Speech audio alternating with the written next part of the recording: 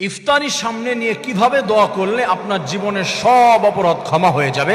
আমার প্রিয় ভাই বোনেরা, আমরা ইফতারিকে সামনে নিয়ে অনেক সময় গল্পগুজব করি, অনেক সময় কোরআন তেলাওয়াত দেখি, কেউ দোয়া করি। ম্যাক্সিমাম আমরা এটাই চেষ্টা করি যে দোয়া দুরূদ পড়বো ইফতারি সামনে প্রস্তুত করে। আল্লাহ তাআলা এটাই শিখিয়ে দিয়েছেন, ইফতারি পুরোপুরি ব্যবস্থা করে কিছু সময় সামনে নিয়ে বসে থাকবে। কারণ ইফতারি সামনে নিয়ে বান্দা যখন বসে থাকে, ওই খাবার আল্লাহ রাব্বুল আলামিনের কাছে বলতে থাকে, আল্লাহ তোমার এই বান্দা চাইলে এখন আমাকে খেতে পারে কিন্তু খায় নাই। আল্লাহ বলে, তুমি কি বলতে চাও?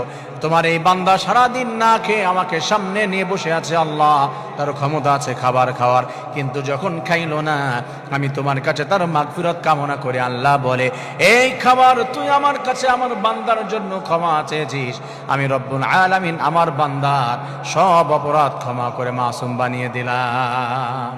আমার প্রিয় ভাইরা, ইফতারিকে সামনে নিয়ে আমরা একটু দুরূদ পাঠ করব, কুরআন তেলাওয়াত করব, এমন করে দোয়া করব, দুটি হাত উঠিয়ে দিয়ে বলবো, আল্লাহ এই হাত দিয়ে চাইলে এখন আমি খাবার খেতে পারি, সারাদিন খাই নাই, আমার ক্লান্ত শ্রান্ত শরীর নিয়ে তোমার দরবারে হাত উত্তোলন করেছি, আল্লাহ তুমি কি আমার ফরিয়াদ শুনবে না?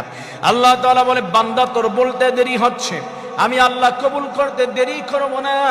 খাবার সামনে নিয়ে তোমার খাবার খাওয়ার মতো ক্ষমতা রয়েছে আমি রব্বুল আলামিন জানি। ফেরেশতাদেরকে আল্লাহ ডাক দিয়ে বলে, দেখ আমার বান্দা কি বলে, আমার বান্দা খাবার সামনে নিয়ে বসে আছে কিন্তু খায় না, ও অপেক্ষায় রয়েছে কখন মুয়াজ্জিন সাহেব মাইকটা ওপেন করে দিয়ে বলবে, আল্লাহু আকবার আল্লাহু আকবার। মুয়াজ্জিন সাহেব মাইকটা ওপেন করে দিয়ে আমার নামের স্লোগান দিবে, তার জন্য আমার বান্দাটা অপেক্ষা করতেছে।